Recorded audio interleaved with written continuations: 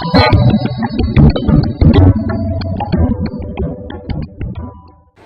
Everyone, मैं हूँ lovely. आपका बहुत स्वागत है मेरे चैनल लवली किचन में।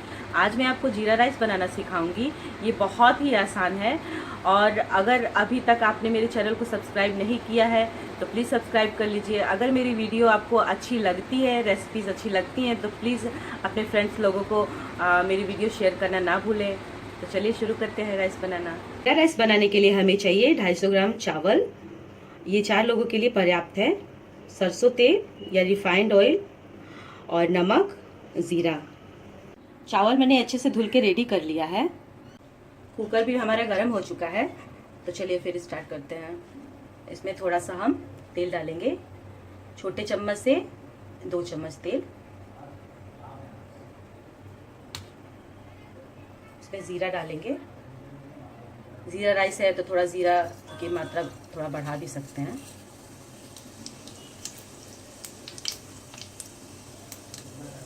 और ज़रा सा नमक डालेंगे। आप चाहे तो डालें या ना भी डाल सकते हैं। अच्छे से जीरा भुन गया है। गैस का फ्लेम कम करेंगे और अब हम इसमें राइस डालते हैं।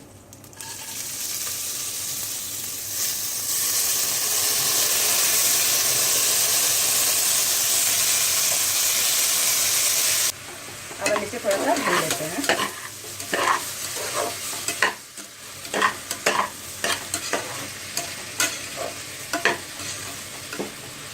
और इसमें हम कप से 2 कप पानी डालेंगे।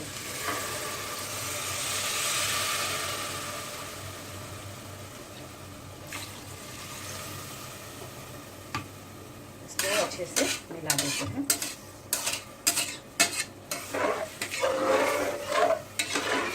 पानी मैंने इसमें डाल दिया है। अब इसमें हम थोड़ा सा नींबू डालेंगे। ये ऑप्शनल है, आप इसे चाहे तो डालें या ना डालें। इससे अच्छा कलर आता है, इसलिए मैं इसमें डाल रही हूँ। कुकर को बंद कर लेते हैं। 1 सीटी में राइस हो जाएगा, जीरा राइस। गैस मैंने बंद कर दिया था। तो चलिए जीरा राइस चेक करते हैं हुआ है या नहीं।